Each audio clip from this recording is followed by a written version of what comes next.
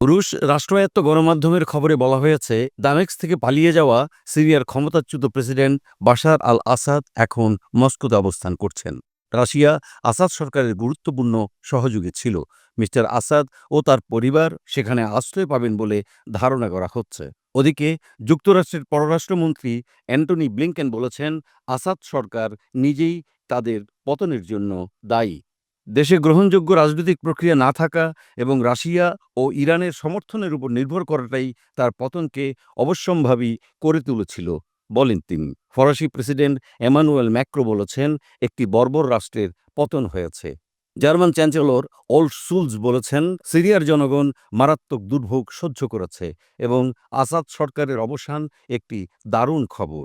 তবে উপসাগরীয় অঞ্চলের আরব দেশগুলো সাম্প্রতিক বছরগুলোতে আসাদ সরকারের সাথে সম্পর্ক পুনর্গঠন করছিল। এখন ইসলামপন্থীদের নেতৃত্বে সিরিয়ার ভবিষ্যতের সম্ভাবনা তাদের কিছুটা নার্ভাস করে তুলেছে বলে মনে হচ্ছে। বর্তমান ঘটনা প্রবাহে কাতারের পররাষ্ট্রমন্ত্রী গভীর উদ্বেগ প্রকাশ করেছেন এবং সিরিয়ার ঐক্য সুরক্ষার আহ্বান জানিয়েছেন। তুরস্কে প্রায় ৩০ লাখ সিরিয়ান শরণার্থী অবস্থান করছে। দেশটির পররাষ্ট্রমন্ত্রী হাকান ফিদান বলেছেন, তারা এখন নিজেদের দেশে ফিরতে পারবে।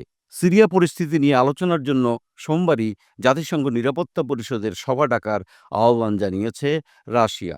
এদিকে দামেস্কের উমাইয়াদ মসজিদে বক্তব্য দিয়েছেন বিদ্রোহীদের নেতা আবু মোহাম্মদ আল জোলানি। তিনি এসটিএস গ্রুপের নেতা ও প্রেসিডেন্ট বাশার আল আসাদকে উৎখাতে নেতৃত্ব দিয়েছেন। উপস্থিত জনতাকে উদ্দেশ্য করে তিনি বলেছেন, এটা পুরো মুসলিম জাতির একটি জয় এবং এই অঞ্চলের জন্য একটি নতুন অধ্যায়।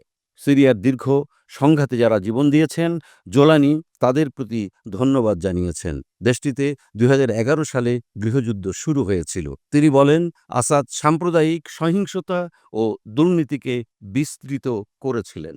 মিস্টার জোলানি বলেন, আসাদের অধীনে সিরিয়া ইরানের উচ্চাভিলাষ বাস্তবায়নের পরিত্যক্ত খেলার মাঠে পরিণত হয়েছিল, কিন্তু এখন সবাই মুক্তভাবে নিঃশ্বাস নিতে পারছে, বলেছেন তিনি।